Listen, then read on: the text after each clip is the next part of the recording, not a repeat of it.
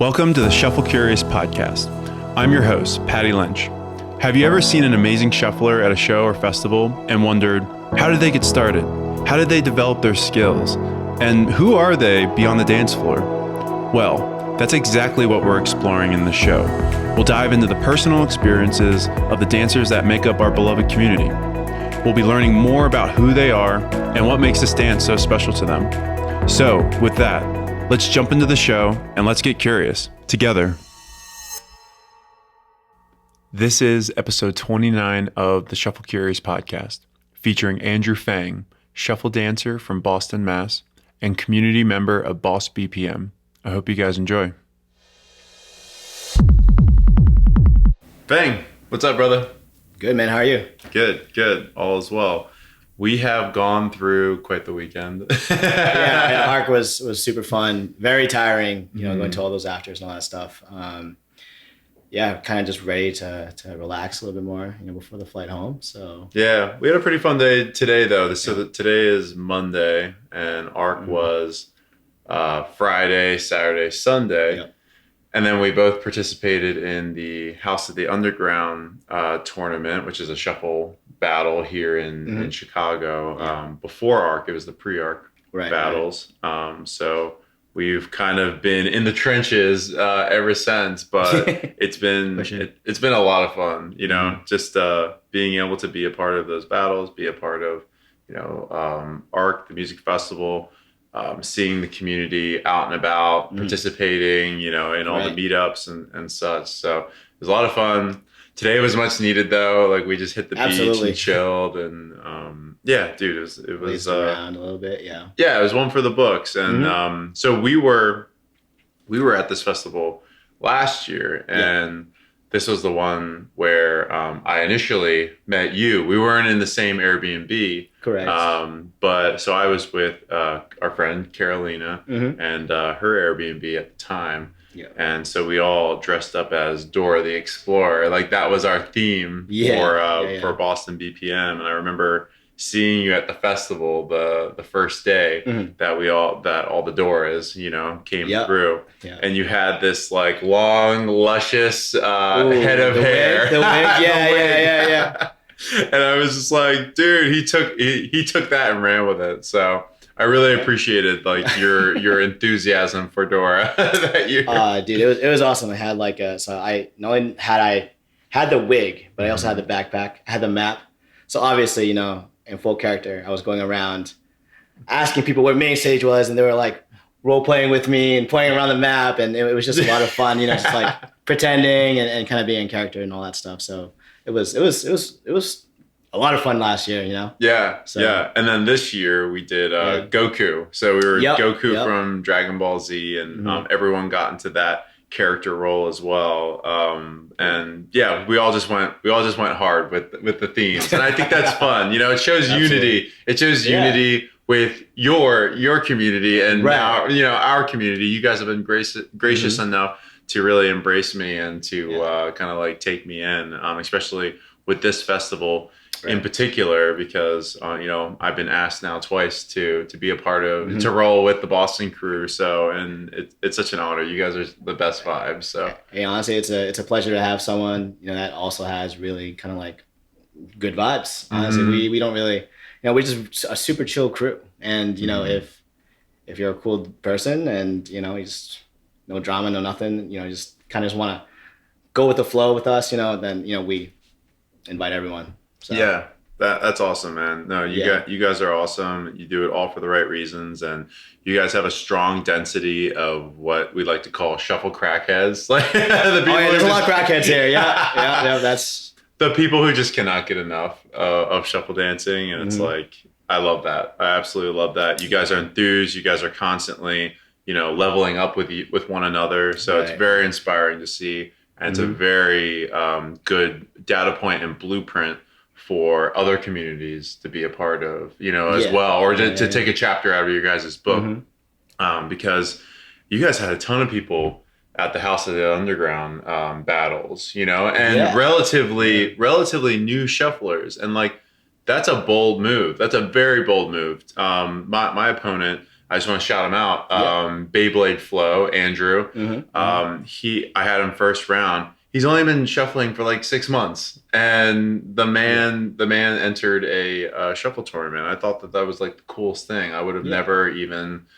I wouldn't have been bold enough to do that. Right. And it's just like, so you guys are fostering this kind of environment where it's just like, go try, go off on a limb, just do it. Like you're going to, there's a safety net. You know what I mean? Like people are encouraging you to do this. It's not like, even if you do mess up or whatever, like there's going to be people who are going to support you no matter what, you know? And, you know, I think a lot of it kind of comes with passion, you know, it's like, we didn't force any of the new people to battle. It just kind of came through just like the need, and well, not really the need, but you know, just like the want to better yourself as a shuffler, and the want to challenge yourself, to get out of your comfort zone and kind of challenge, you know, like push yourself out of the box and see where you land in like this sea of other competitors and shufflers, right? So and I think that all kind of came from just the passion that we like to, you know, as a group kind of foster with dance and shuffling, right? So we don't push anyone out of their comfort zone unless if they want to. And, you know, so far with these newer shufflers, they've shown a lot of passion to want to kind of, you know, jump out of the box willingly. And with that, you know, I'm kind of proud to say and watch and see them evolve, you know, as time goes on. So, and dude, it's like, that a lot of them, I've spoken to quite a few of them since being here, and just kind of connecting those gaps, because like I only know pretty much like you, Carolina, a lot of the people who were in the other Airbnb as well. So I've been trying to, you know, make my rounds and really hang out with the rest of the Boston crew. Right. And you have been an example for them. Carolina has been an example for them. Some of the other people who are of the, I guess, older generation, however you want to call it, have been an example, and they've seen you guys battling, and they've seen you guys leveling up. So it's like, it didn't happen in a vacuum. You guys have been very influential in that regard too. So it's just a very neat thing. It's a very cool little microcosm that you guys have going there, and I can really appreciate it from afar, and then when I'm hanging out with you guys like in near sight. So it's awesome. I think with ARC kind of just, you know, finishing, you know, I've seen the group chats and all that stuff, and like all the new wave shufflers are like so amped after this, like after the battles, after watching the shuffle circles go on, you know, at main stage, the grid, and all the other stages at ARC. You know, they just got like newfound kind of like motivation to just better themselves, and I think that in itself is, you know, a good indicator of like just that as a community, you know, we're kind of like fostering the right energy 100% to improve. So that's awesome, man, and it's amazing to see and hear about. So, and I'm sure we'll get a little bit more into it. But I just want to dive into your background a little bit, so for people to know exactly who you are. So if you could just tell everyone what your name is, full name, where you're from originally, and how long have you been living in Boston? Hey guys, my name is Andrew Fang. I normally go by Fang because that's just easier to remember. So that's how I introduce myself normally. You know, born and raised in Boston for 32 years now. Not greater Boston, but you know, like Melbourne, Malden, like a city 15 minutes north of it. And I've been shuffling for about 4 years since before the start of COVID, but like, you know, towards the transition period. So I think a little over four years by now. Got it. Yeah, that would be accurate. So right before COVID, and that was going to be my next question. Yeah. You've been listening. Was it a COVID like hobby?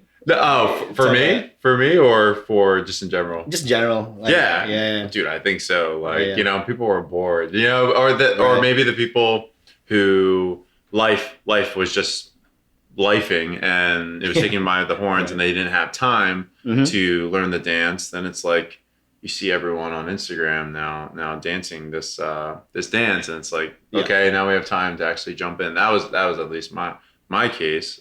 Similar. So I'm sure, you were leveling up during that time, even though you were probably exposed to shuffling before COVID. It's like you probably tapped in, and we can talk about that with like your origins and everything. Right. But for the audience to know kind of a little bit more about you as a dancer, the aesthetic of everything, I have a video here that you sent me.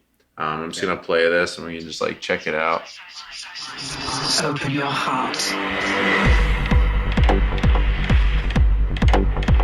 So playing with some kind of like prompt. It looks like you have a prompt that you're working with your arm flow. Yeah, this is for the Road to Arc challenge with the Boston crew.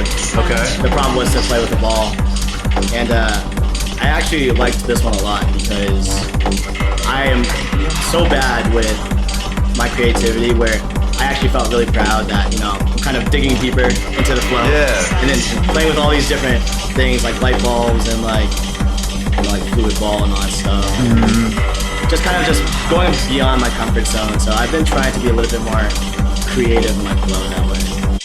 Got it, man. Yeah. No, that's awesome. Because I think a lot of people, they find themselves in a pattern either with their footwork or with their upper body or like the levels that they're working with throughout. So it's like once you imagine a prop or that you're doing something that you normally do in everyday life. I don't know if you like play basketball but like we've all handled, like we've got 2 Dragon Balls right here. You know what I mean?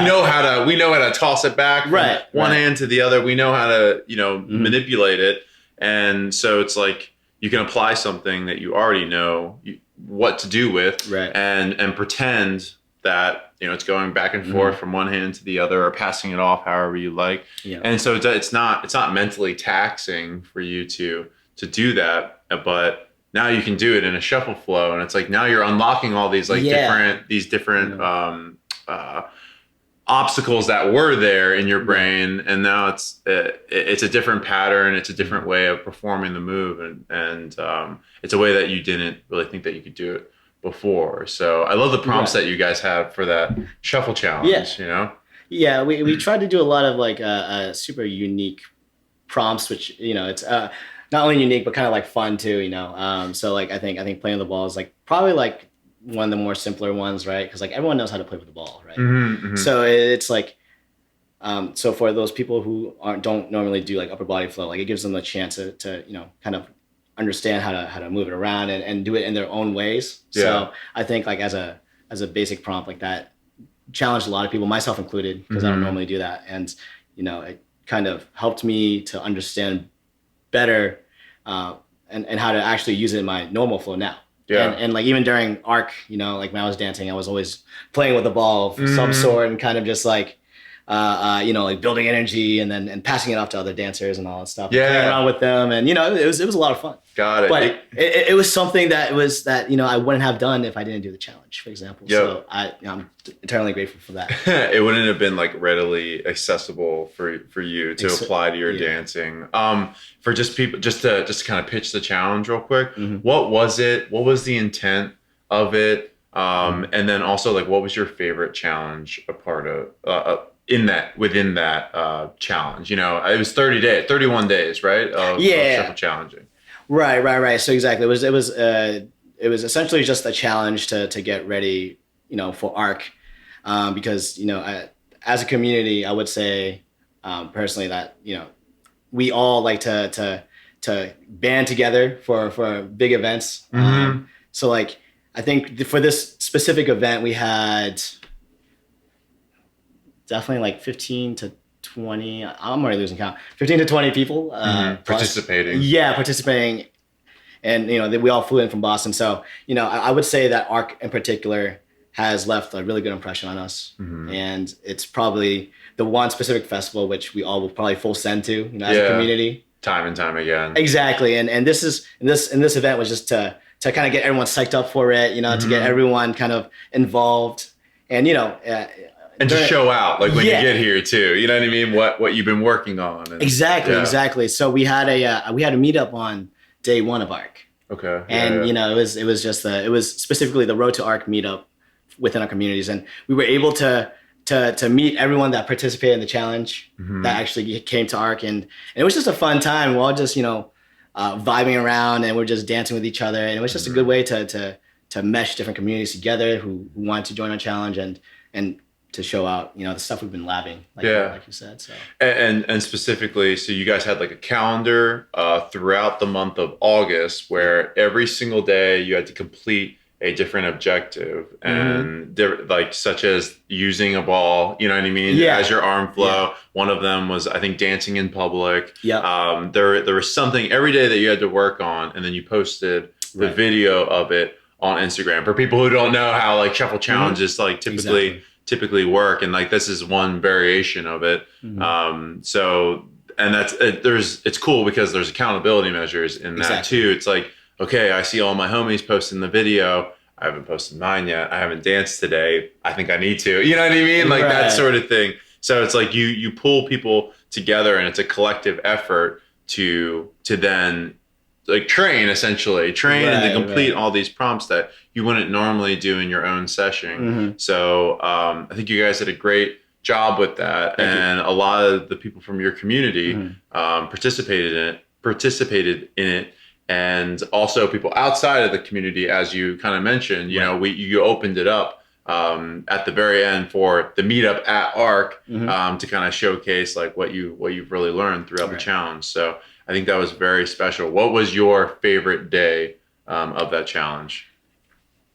So I think definitely the one where we had to select like a household object, and then we had to just play with it. So I remember, you know, kind of discussing the challenge with some other people from the group, the accountability group that we had on Instagram, and you know, particularly there was a morning routine type of theme that some of us kind of full sent. So, you know, we did like a toothbrush, toothpaste, like floss, and like mouthwash, and we all kind of just did it kind of just willy-nilly, and we all kind of just full sent it, like being really goofy with each other. And you know, it became like a collaborative effort in the end, and it was a really fun video to shoot with them. And we did it obviously virtually, right? So it's just we all just joined in on the same theme, but it was just like that collaboration, which I enjoyed a lot. You know, it was just a bunch of strangers who collaborate together to just make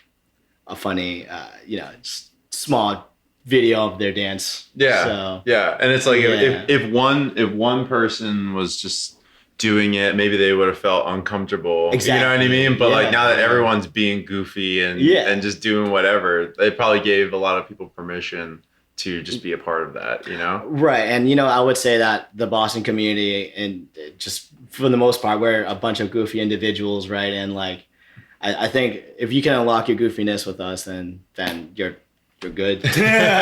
So awesome, man. Well, I applaud you guys once again for that challenge. I will put that in the show notes because I mean, even after ARC, you can look at the calendar and you can do all of the challenges, and like you will get better. And I'm sure people can reach out to you if they have any questions about what the prompts mean, or like how you did it, or because your stories have gone away since then. So it's like if anyone needs help, I'm sure you know you could definitely help them out. Sorry, I'm signing you up for it, but I know you're down. I was gonna sign up for it anyway.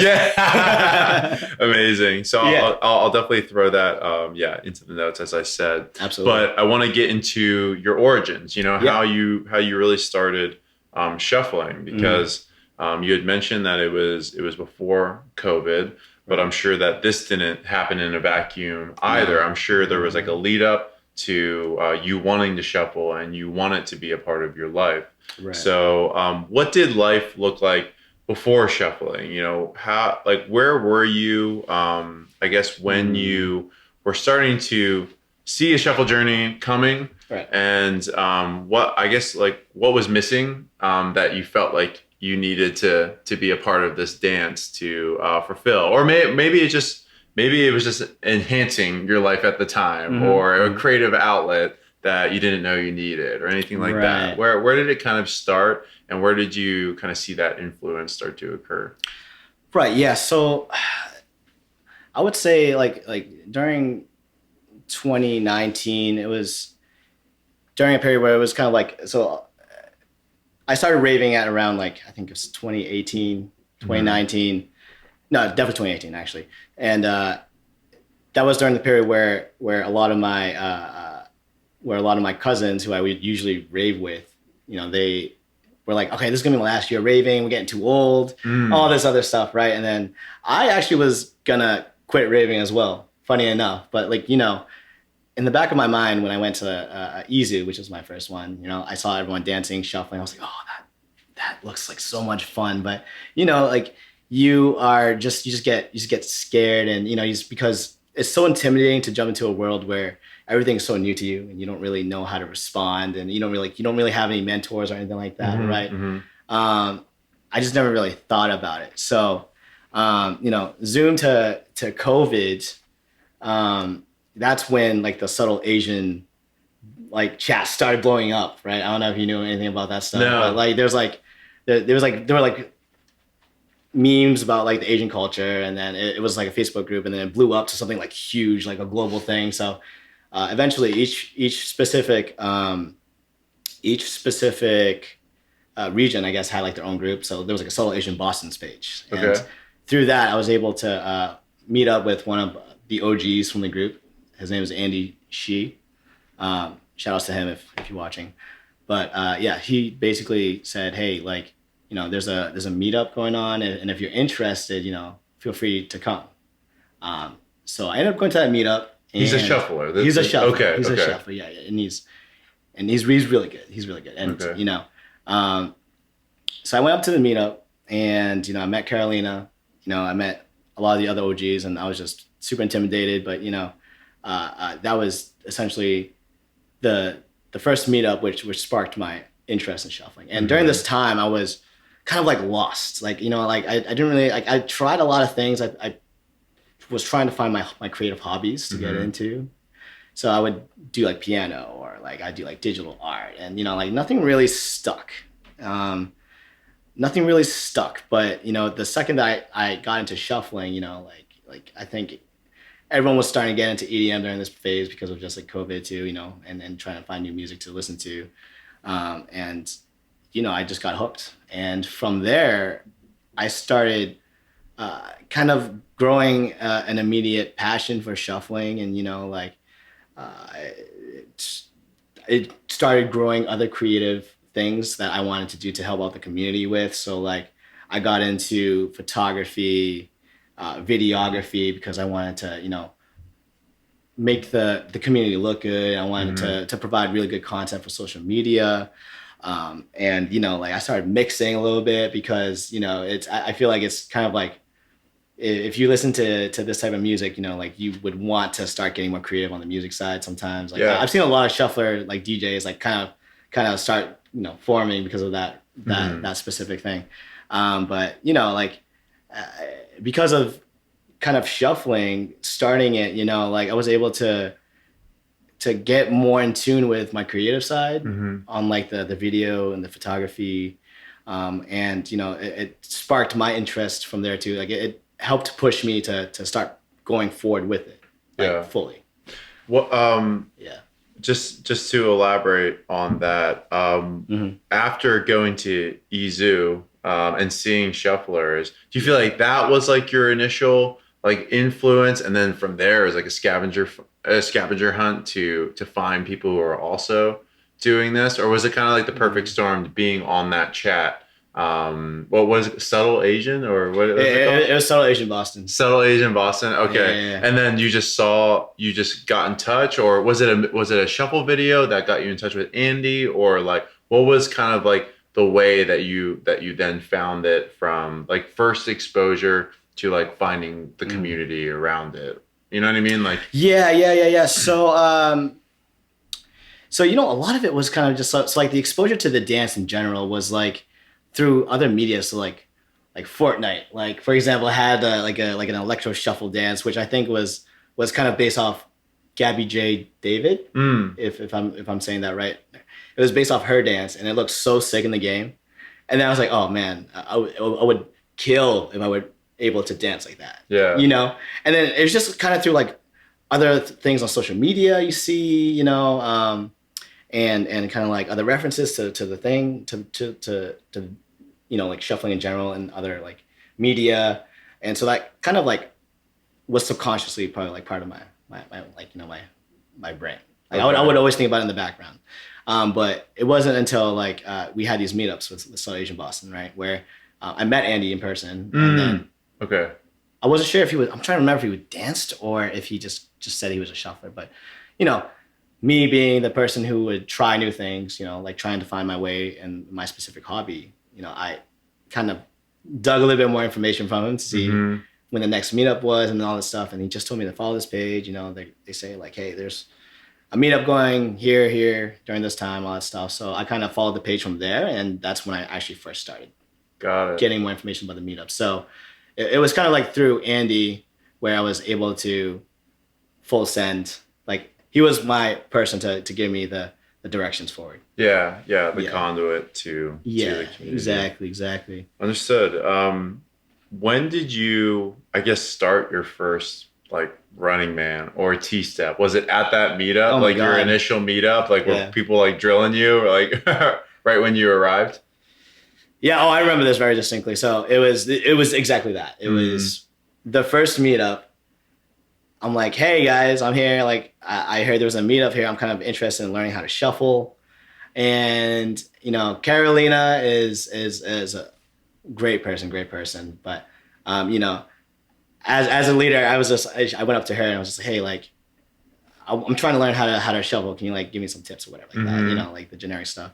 And then she's like, yeah, like tell me more about your dance experience. So then, you know, I said, you know, I think I've seen stuff on social media and all that stuff. And then she kind of challenged me to do a Running Man.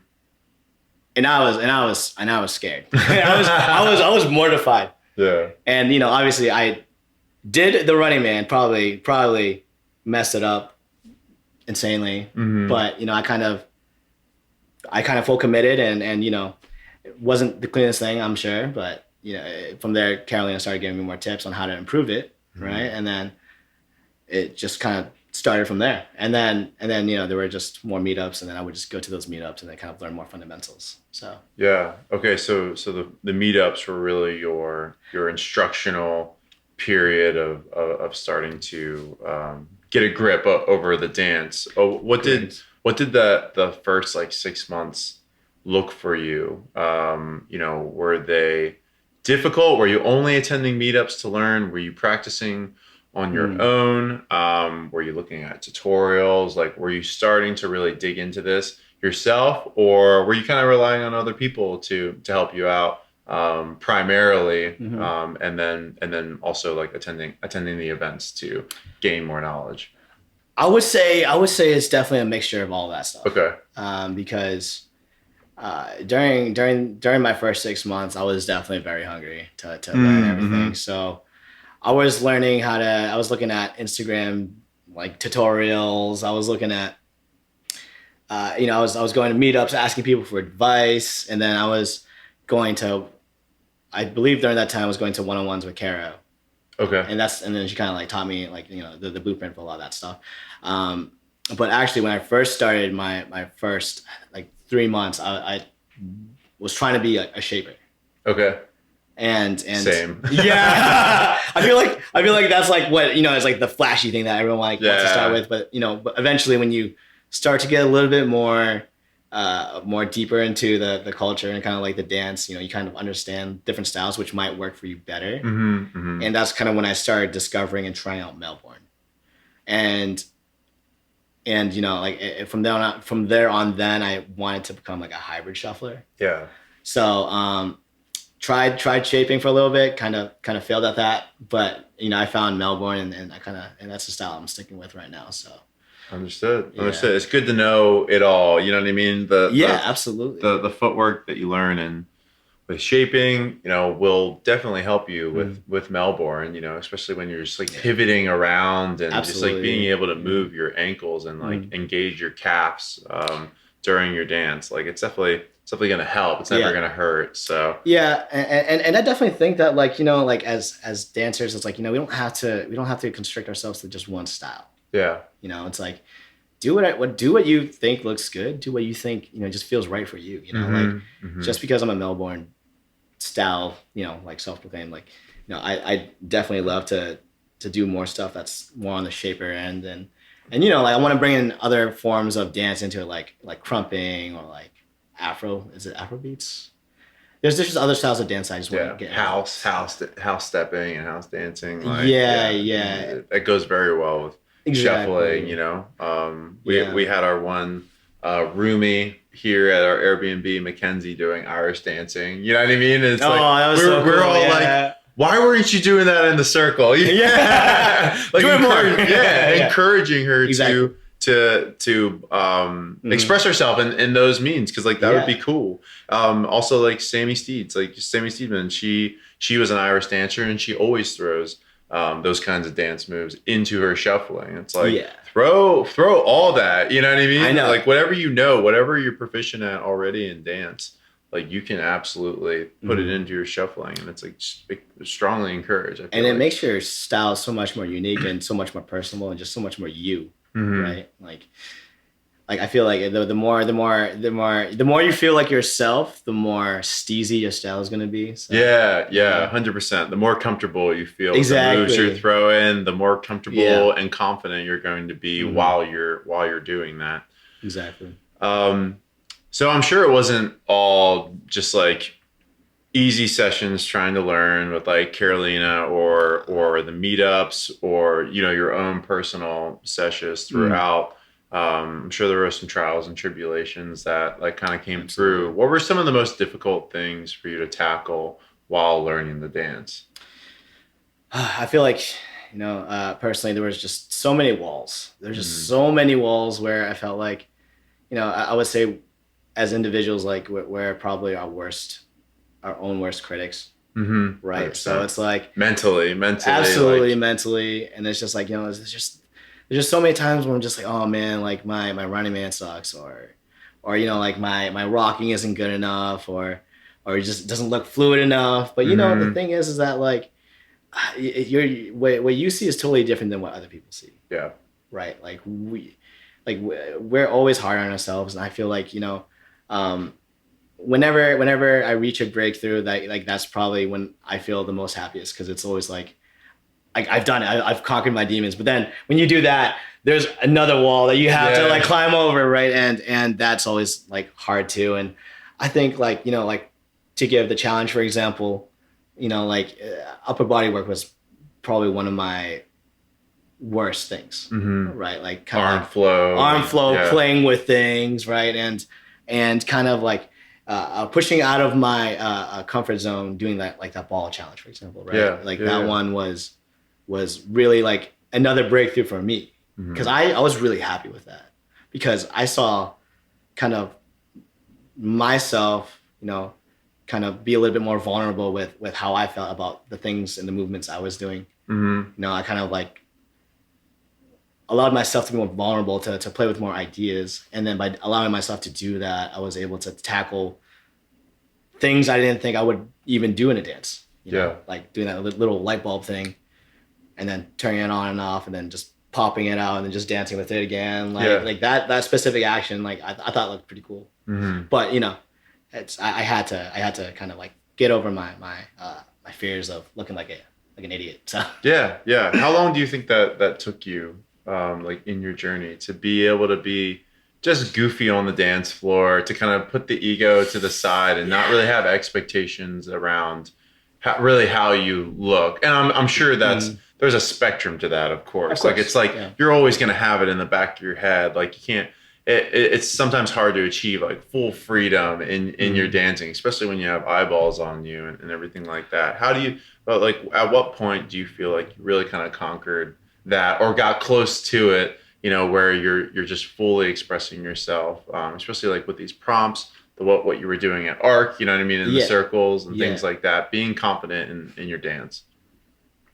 I think it took close to probably 2 to 3 years. Okay. Honestly, yeah, it took 2 to 3 years for me to be like, I'm finally happy with how like my lower body looks, right? And then now it's like you have to think of the next phase. It's like, all right, you got your lower body all set, so like, how do you deal with the upper body? And I feel like that's like a kind of like a struggle a lot of newer shufflers kind of like think about. It's like, first obviously you spend your first phases work on the lower body. Like just like doing the Running Man, the T-step, all that stuff. And then the next phase is like, okay, well, what's up next?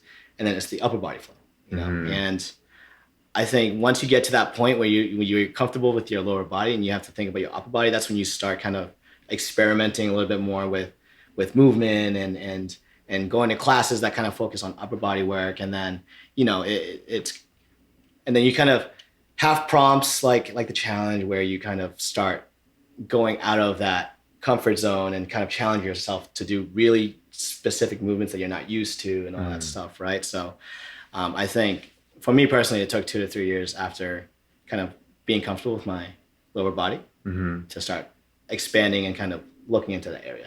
Understood. Yeah. No, that's that.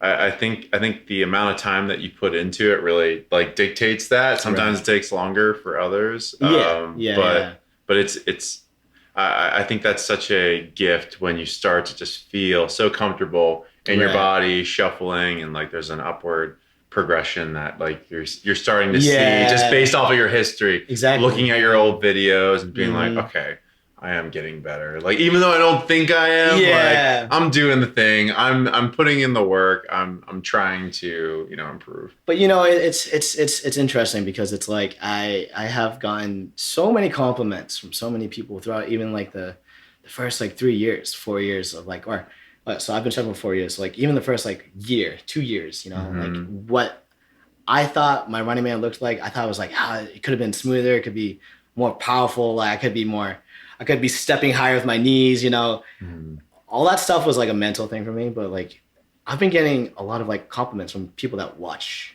like other, like, shuffling in the community. Like, yeah, like that looks good. That looks good. That looks good.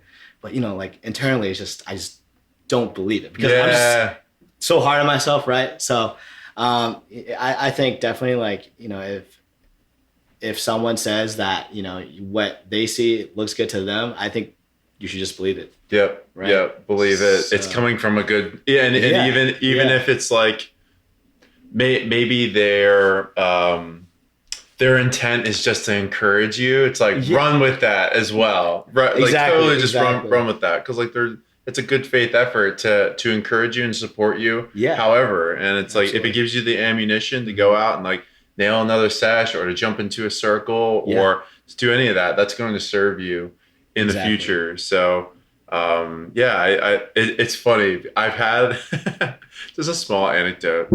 I feel like I've had the worst time accepting compliments this weekend. And that's usually not like me.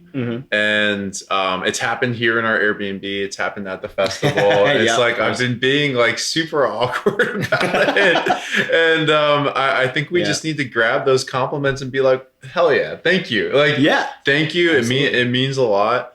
And I just don't know what the block is there for me. But obviously it's a shared experience. You know what I mean? Like sometimes it's just hard to take a compliment seriously when we're our own best critics, you know what I mean? Yep. And we feel like we still need to work on things. And it's like, maybe we do. Like, of course, like we're always working on things. Always. But it's like when I get a compliment like that, I need to switch my psychology to be like, okay, this is a time to like, someone's patting me on the back. Right. I need to pat myself on the back and accept it as well. You know what I mean? Someone's acknowledging that they appreciate my movement. It's like, allow them to do it. It's so hard. I don't know why it's so hard sometimes, and I think it gets harder as we improve in the dance, which is just like counterintuitive as well. Like it's never like a straight line up, right? It's always like a weird like mountain incremental improvements. Exactly. It's never just like that nice slope that we all want. So if it was that predictable, then everything would be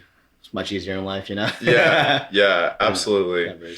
So we were talking offline. You had kind of like this mentality or this belief system, or I guess this mental tool that you use, and you called it the fuck it system. The fuck it system. Absolutely. So I think this is very relevant to what we're talking about, because it's like you don't level up and you don't do all these things unless you take action, and I guess the fuck it system is all about that. So can you just explain to people what that is, and also how you use it in shuffling, but also just in life in general? Right. Okay. So the fuck it system is essentially a system where it's like, whenever you are paralyzed by like fear of doing something, right? You just say, fuck it, and then you just go in. So to give an example, during during ARC, you know, like there were a lot of shuffle circles taking place, and you know, like even though like, you know, I'm kind of confident in going to the circle sometimes, like, you know, I'm not always, you know, shit, like mentally feeling like shit hot, or I'm not mentally like sharp enough to like just go in and do it anyways, right? There's always gonna be like that little like fear, but you know, I just count like up to 3 and I say fuck it, and then I kind of put on like a different persona, right? And then I just go into the circle. So I don't give myself time to overthink. I feel like overthinking, you know, overthinking is probably the worst thing that anyone can do. And I overthink a lot.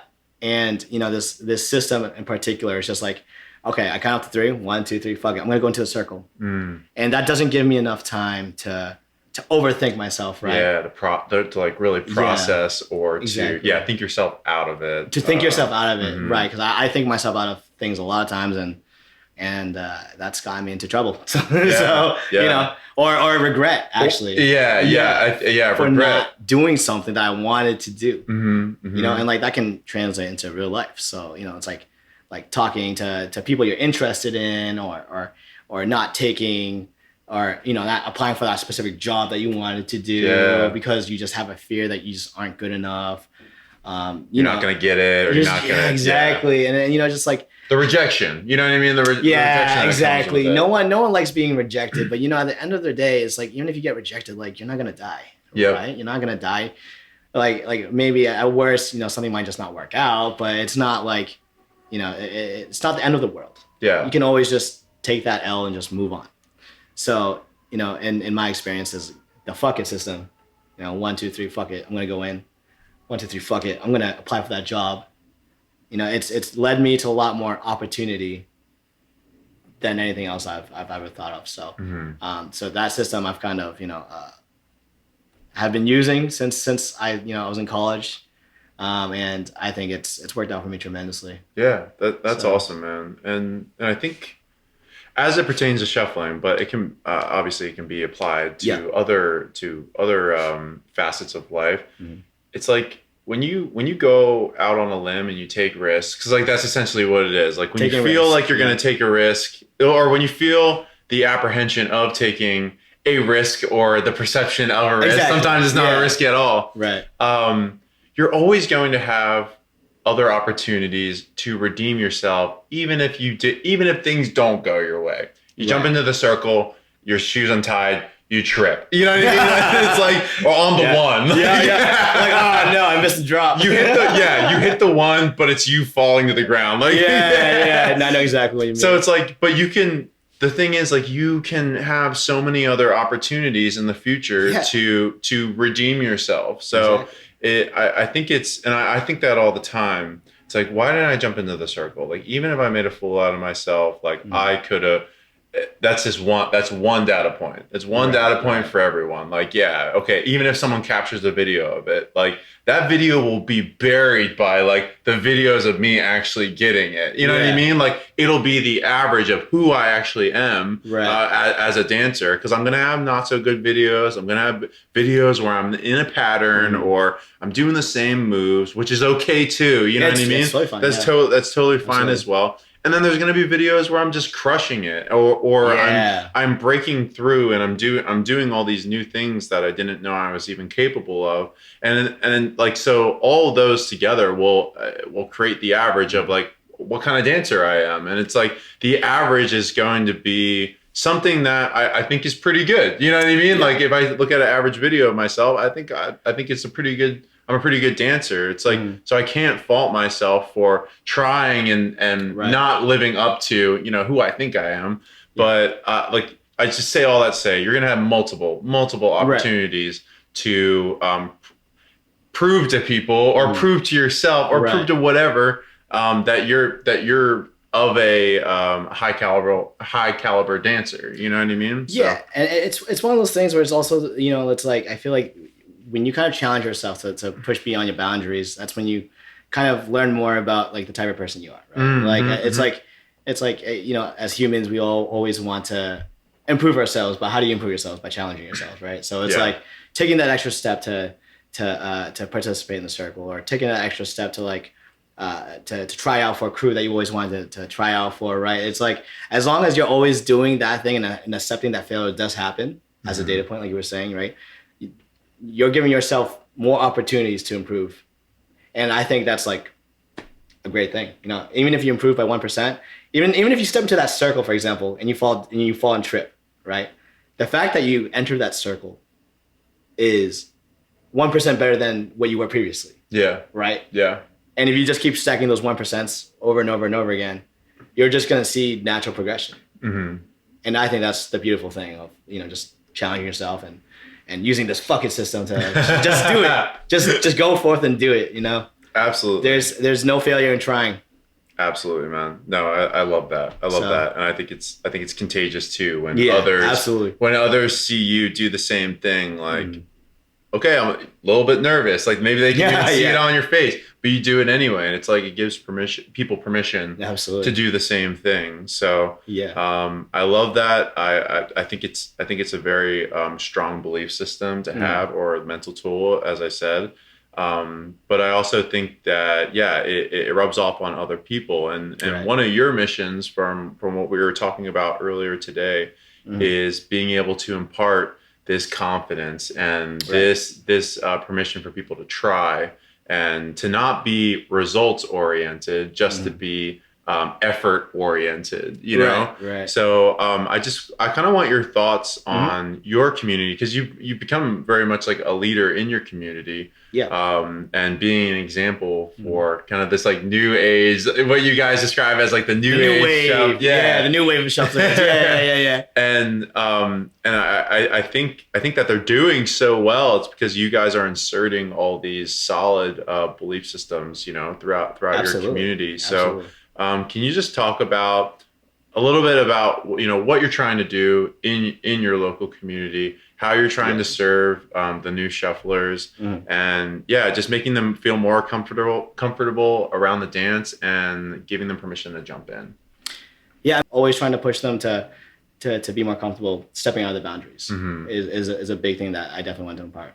Such as like the battles, like circles, whether that be at your guys' meetups or like at ARC. Yeah, like battles, circles, you know, going to classes and stuff like that. Kind of like, you know, always trying to foster a community where they want to dance and they're not dancing because they have to dance to get better, but kind of fostering that passion to dance on their own accord. And, you know, it's kind of interesting because like even with the new age or the new wave shufflers, it's like you get to see their passion evolve over time. And I think that's the most interesting thing about it, right? Is just like people kind of have different reasons for why they dance, but seeing it evolve over time is like, I think one of the most like intoxicating things to see. Because I love seeing like the shuffle babies in my community, like get better and, you know, like seeing them nail specific new moves and like combos or choreos or like, you know, things that they've been like training for so long and finally do it like in the middle of their flow. I think that's just such a invigorating thing to see, right? Yeah. So just trying to foster just like an environment where it's okay to make mistakes. It's okay to make mistakes, and everyone makes mistakes. And, you know, the fact that you're trying to get better, and, you know, kind of going back to like the main, like the mindset that always get better, like 1% at a time. You know, like that, I see that happening currently in our community. And I think that's what's honestly making them kind of step out of their own boundaries when they see their own improvements, right? Yeah. So to give an example, like there's so many, I would say like there's so many shy or, you know, kind of like reserved shufflers, like from the newer people, right? But like at ARC this weekend, I saw them every single one of them jump into the circle. Yeah. And I thought that was the coolest thing. I was so happy to see them jump into that circle and absolutely kill it. They turned feral. They turned into a different person when they jumped to the circle. And then they just started, you know, doing like different things. And even talking to them afterwards, they're like, I don't even know who that was. Yeah. Like that wasn't me. I don't know what happened. And they're just like, yeah, I was a different person. But, you know, it's kind of like that whole entire thing of just getting out of your box and trying new things and, you know, saying, fuck it, I'm just going to go at it. Yeah. And I see that. I see that with the new age guys. And I think that's so cool. That's awesome, man. And I just want to shout out a couple of the folks from Boston who it appeared that they were kind of stepping out of their comfort zone. Going feral. Going feral. They're going feral. Going absolutely feral. Perry being one of them. Oh, is he new age? He is. Okay. Dude, the man was dancing every single time I saw him. He was dancing. He was just rocking around, like hitting his running man. Hell yeah! Not always in a circle. Sometimes just finding a pocket off to the side and just getting it, which I love because like that's what I do as well. I'll share time between those. Like sometimes I like to just go off on my own and find just like a little groovy pocket, maybe with shufflers, maybe not. But like every time I saw him, he was just getting it, dancing. And then Bree as well, like just jumping into the circle. Yeah, she was going nuts. Feeling much more comfortable. It looked like day 2 and then like carrying that into day 3. I think she did a great job with that as well. And then like just like a ton of others that like from day 1 to day 3, they were just like feeling themselves. You know what I mean? I'll just shout out the rest. Just send it. Yeah, I've seen. So all right, so Monica's going ham in the circle. Andrew, obviously. Andrew was asking me in the mirror like all the time. I was like, "Yes, bro, let's do it." Yeah, dude. Every time you were in the circle, he's like, "Yo, I want to go in. Just do it." I'm all about it. I'm all about it too. And Kathy was also. She was going feral too. That her flow. She looked like a completely different person when she was going in, and she was hitting like she was hitting her running mans, and she was doing totally different things in her flow that I've never seen before, like ever when I was watching her dance. Yeah. And I think that's the coolest thing about, just like entering the circle and then just allowing yourself to be vulnerable, do different things. And that's I just love seeing growth. And that's essentially like, that's the only thing I want to see in my community is growth. And I'm seeing it fully and it's great. Oh, also John, you killed it too. Don't think I didn't see you. You entered the circle and you were killing it as well especially with the mirroring.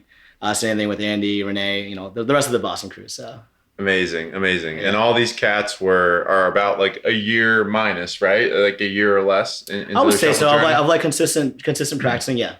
Got it. And that's amazing to see because I remember I was scared shitless. Like even after a year and a half of shuffling, I still wasn't very comfortable like dancing in front of people or anything like that. So. It's amazing what all you guys are doing, like straight up. It's very cool to see, and it's just a testament to how tight knit you guys are and how supportive of one another. Absolutely, you guys are. Yeah. So, I just wanted to shout out some people and thank you. I'm missing people. Max, I didn't forget you, but and Dara, there's just so many people. See, there's so many people from our group that just full set like arc that I'm still missing some, but Got it. I love all you guys. Yeah. No, dude, it's awesome. Yeah. So with that, and this could either be personally or community wise, or the leadership role that you've been taking on, just being an example for the people that you're constantly dancing with. What are some of your goals, aspirations, like moving into the future? Like, what do you really want to get out of all this after 4 years of shuffling? Like, where are you kind of headed? Is this more like a personal level or like community level or like? It could be both. It could be either or. Because some people have very personal goals. I know that I do, but then I have very communal goals as well because I love a lot of the people who are a part of this, and I want to see them succeed as well.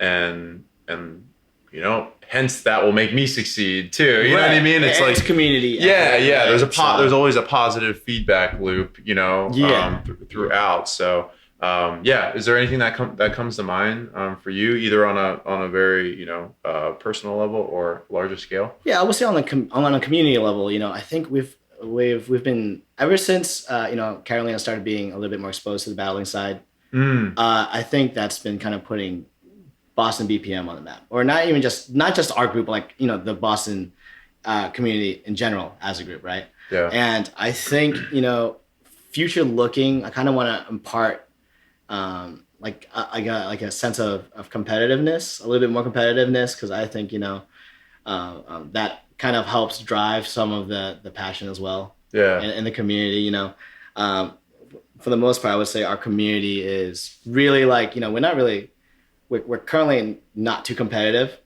but we just enjoy like vibing and just shuffling for fun. But, we've gotten to the point where, a lot more people are showing that they're interested in the competitive side. Mm-hmm. And, I kind of want to help foster that, like that communal, like, drive for competition.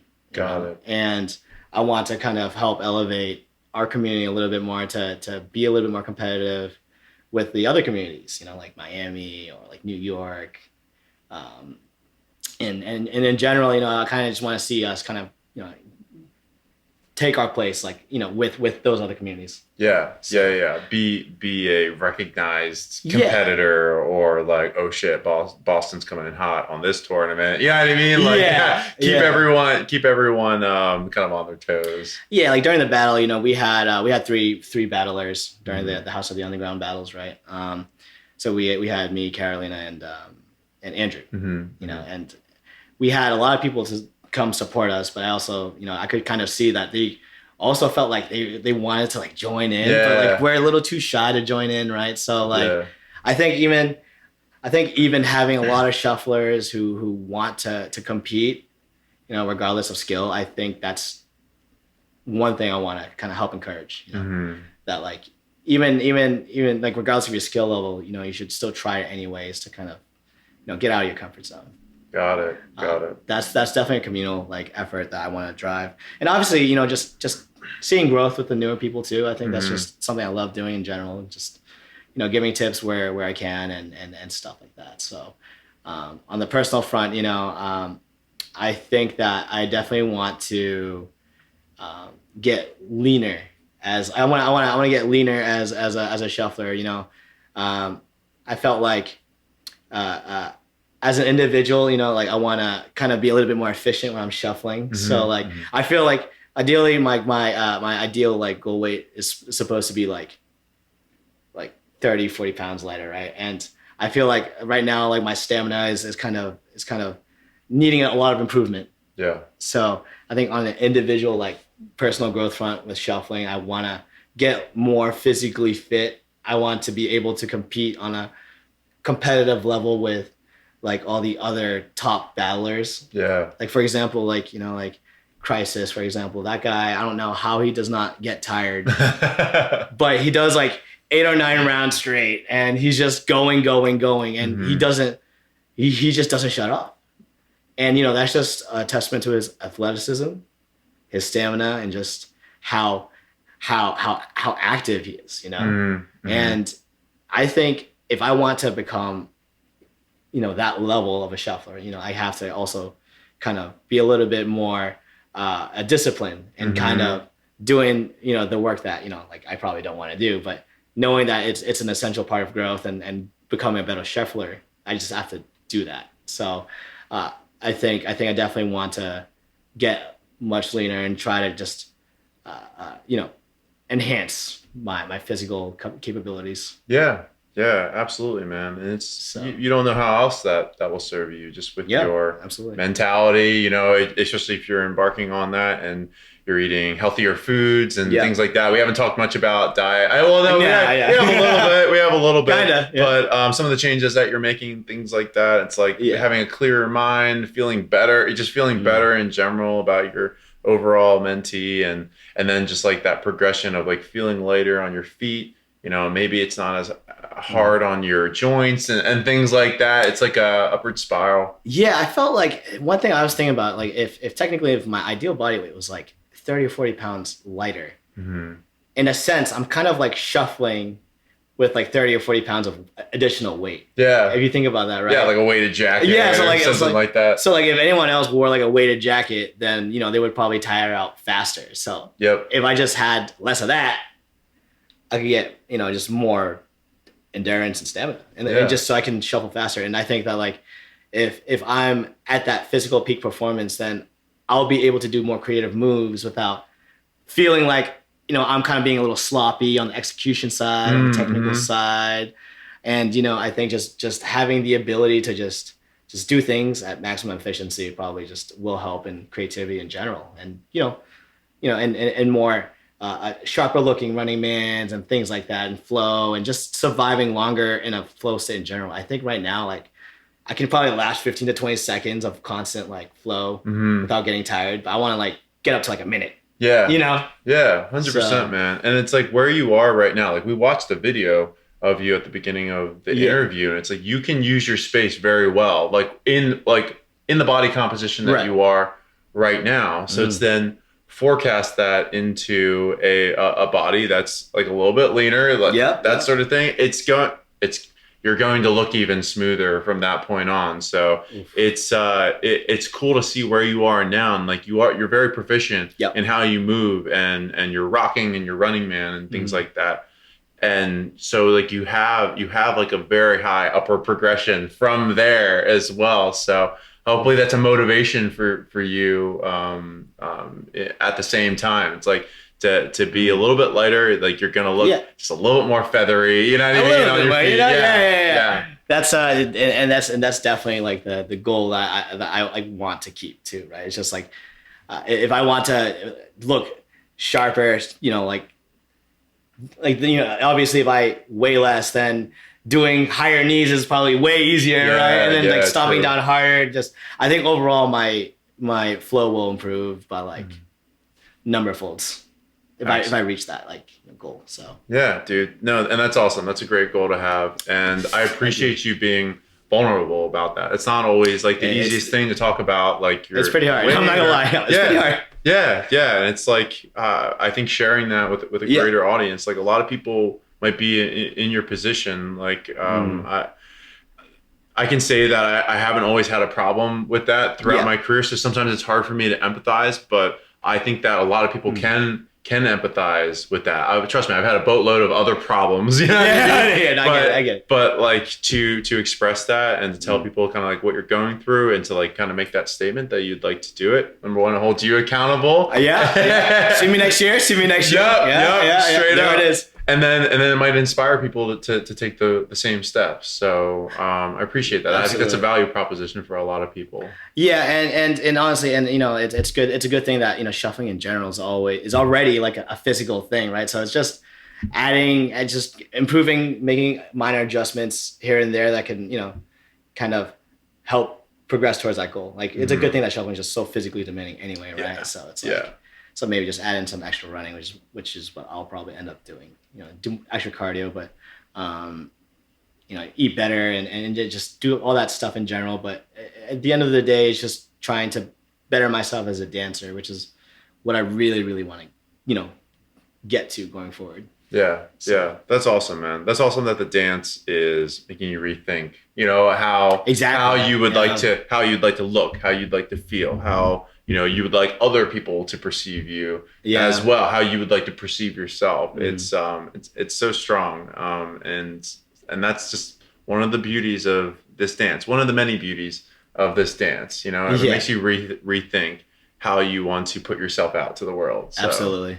Amazing to hear, man. Yeah. So I think our time is kind of coming to an end, but before we go, I just want the audience to know a little bit more about you. So this is going to be the final segment. It's the world famous Final Five. And so these are the 5 questions that I ask all my guests. And it's just fun to see what everyone's responses are. And like I said, last chance for the audience to get to know you a little bit better. Okay. So the first question that I have for you is, what is your favorite musical genre?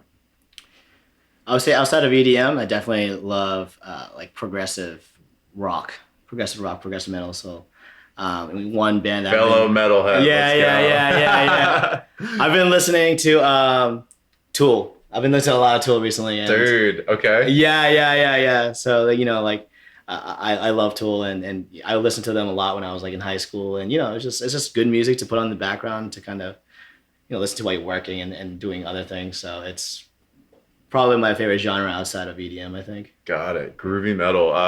What's your thoughts on their newest album with like Tempest and like all these like 13-minute songs and everything like that? Oh, I love it. I absolutely love every single second of it. I mean, it's I would say it's definitely a little different than their older stuff. Yeah. But you know, it's still a welcome change. You know, It's I wish I could see them live. I haven't seen them live yet. Got it. But you know, that's on the list, man. You know? Very well, dude. And so many Tool songs are so shuffleable. Like they have a BPM that is slower in the shuffle realm. Like it's like 115 or so or 120, but it's just so groovy to like jump in. So I sometimes warm up my shuffle sessions with Tool. Yeah, interesting. I didn't know that. Especially, dude, The Pot. If you ever listened to The I love Pot, The Pot. Yeah. Who are you? Like it's so just groovy and it's slow enough where you're not like overextending yourself. Or you're not going to hurt yourself when you're starting to warm up to the song. So.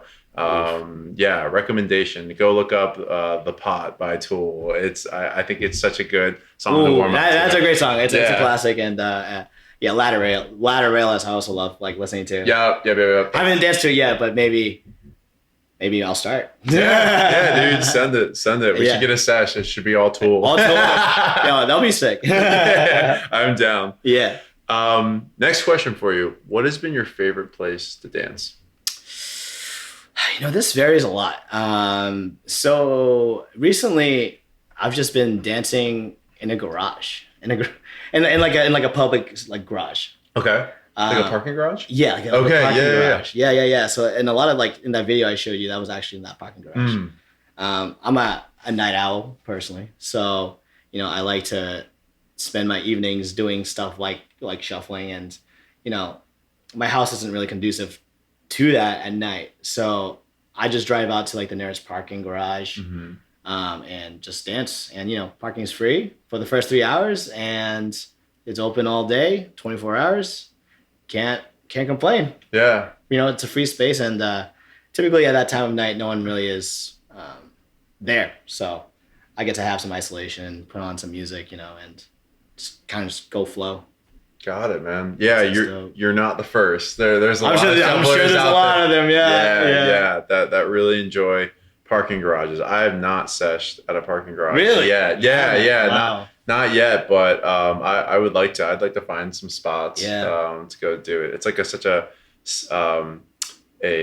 environment that has like solitude. You know what I mean? Ooh. Like it's you're kind of just in your own world. Like there's not a lot of people there to like join in or to see what you're really doing, especially late at night. So it's like you can kind of like tap in and be very free. I definitely think it's those locations of solitude that allow you to start experimenting. Yeah. Right. And allows you to kind of like do things that you wouldn't normally do. Yeah. Because of fear of looking like, you know, some weirdo like in a public space. But having that extra layer of solitude definitely helps a lot with creativity, in my opinion. Yeah. So. It's like when you have a little bit of preoccupation about like, are there eyeballs on me? Yeah. I think it just severs some kind of like creative pathway. You know what I mean? And then, but as soon as like you're kind of free of that thought, I think more can kind of come out, you know, and even if it's just like a little bit more, being a little bit more goofy or being a little bit more out there,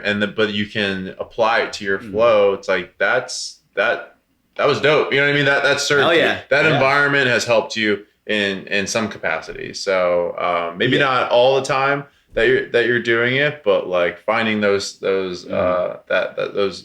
environments of solitude, I think can definitely help. Definitely, I would agree with that. Yeah. Awesome, man. Next question that I have for you. What has been your favorite set, show, or festival that you've attended? Yeah, so I mean, ARC is gonna be probably gonna be forever. I feel like my favorite, you know, festival. I went to it last year, you know, and it was just great. You know, the vibes were awesome. The music was great.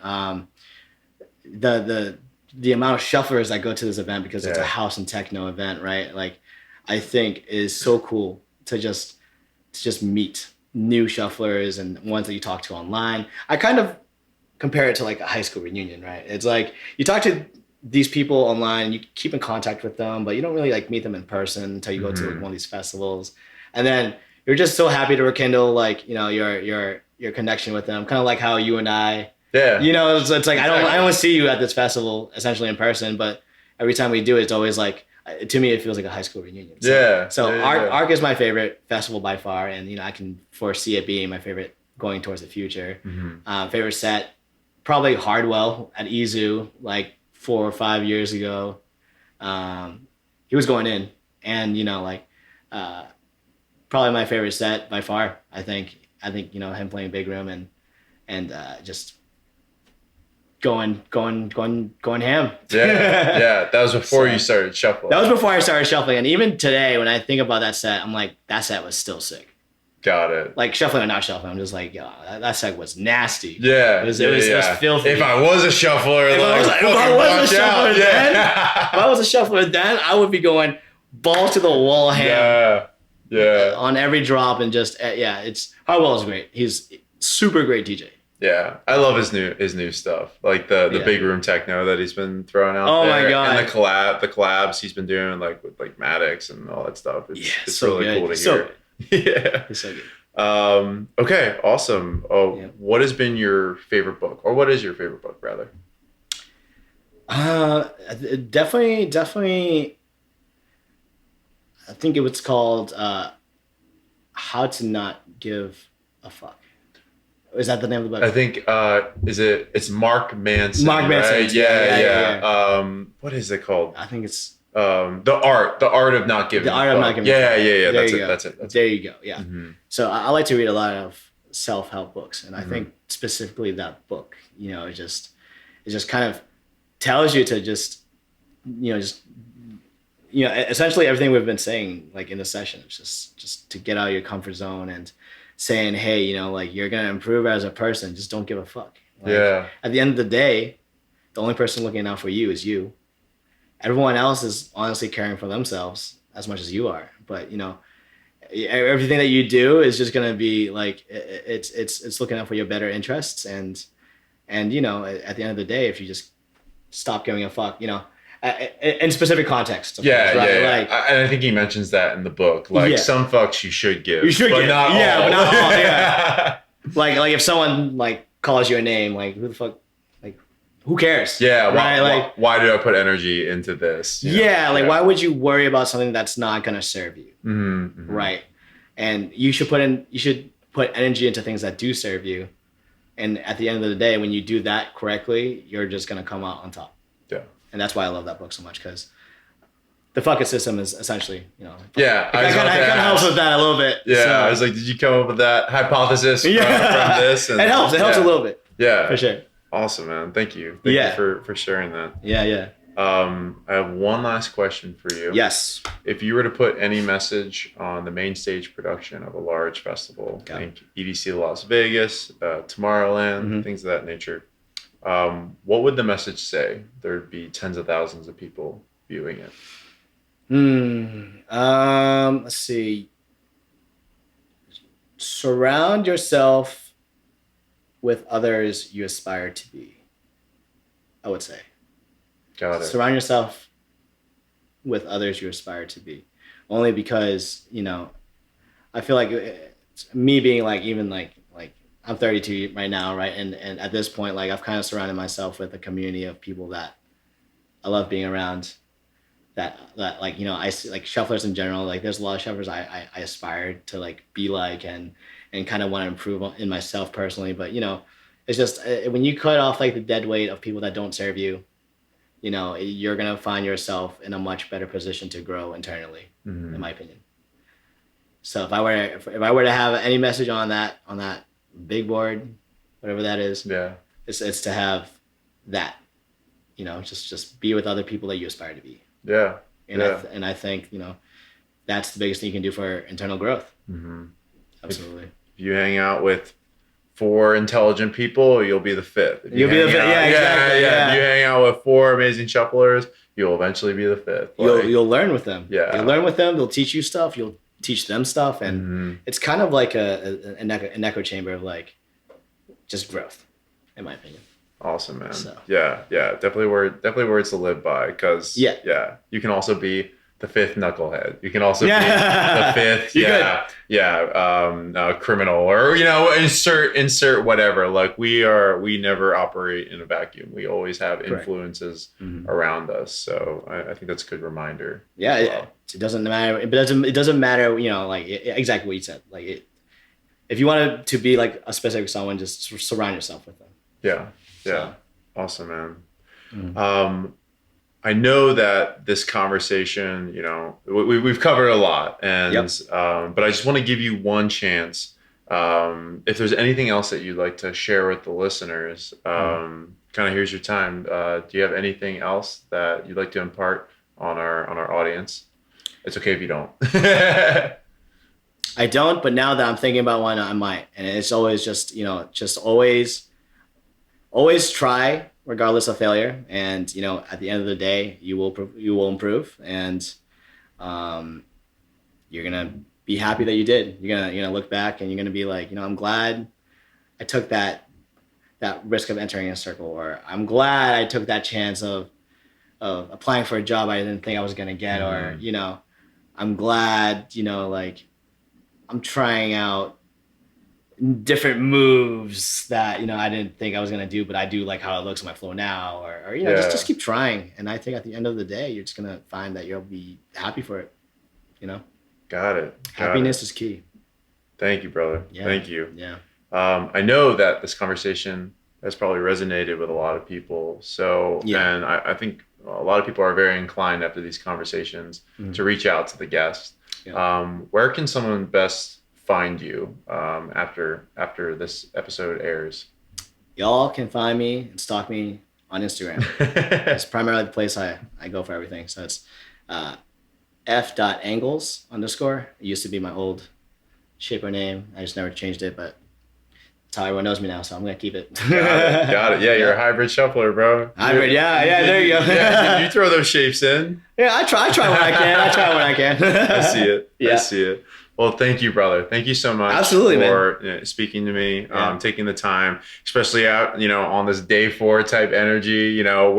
We're not like at the forefront of the festival anymore. It's on the other end. So we're definitely licking our wounds here, and but we took the day to kind of relax and everything. So getting ready for Dream State. Yep, exactly. So I'll be at Dream State, and hope to see other shufflers there.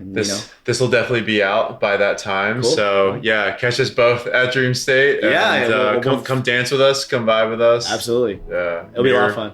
Awesome, man. Thank you so much again for being on the show, brother. Thank you for having me. It was an absolute pleasure this weekend. Yes, sir. It was. Thank you for listening to the Shuffle Curious podcast. I hope you've enjoyed the show so far. We are past the launch, and I'm so appreciative of the support that the show has received. You guys have really stepped up in a huge way, and I'm eternally grateful for that. I know this is a big ask due to the show just starting, and it's very much in its infancy, but any and all support would really be amazing from you guys. So I just wanted to come on and list a couple ways that you guys can help out the podcast moving forward. So first and foremost, subscribing to the YouTube channel would be a huge help. Also sharing and following the show on other social media platforms, such as Twitter, Facebook, Instagram, but in particular, YouTube will really help increase the visibility of the show, and it can help to reach a wider audience as well. In addition to this, leaving a review on anywhere where podcasts are distributed, such as Apple Podcasts, Spotify, Stitcher, can really leave a positive impression on new listeners, and it will help them discover the podcast more readily. Also, engaging with the podcast, so leaving comments, participating in social media discussions, and just anything that would really help build a community around the podcast would be of great assistance. And please feel free, DM me my personal Instagram at Patty Creates, or the show's Instagram at the Shuffle Curious Podcast, with the spaces being underscores. I would love to hear any feedback, any ideas, any discourse around the show. it would be an honor to hear you guys out and implement some of the ideas and the feedback that you guys have for me. Also, donating to the podcast directly or purchasing a Shuffle Curious shirt would help out a lot. There's a lot of time, there's a lot of energy, and unfortunately money that goes into the podcast, and it will continue to go into the podcast. So let's just get one thing straight here. It's really been a complete joy doing the show, and no matter how much or how little monetary assistance the show receives, we'll still be performing the mission of bringing the Shuffle community together. But with a little bit of help, I'll be able to travel more for these interviews, buy better equipment, be able to compensate all the amazing people who have made the show a reality and have volunteered their time, things of that nature. So buying a shirt would be much more than buying a shirt. And I don't know if you guys realize, but if I ever saw someone at a festival wearing a Shuffle Curious podcast shirt, you would be my best friend in a huge way.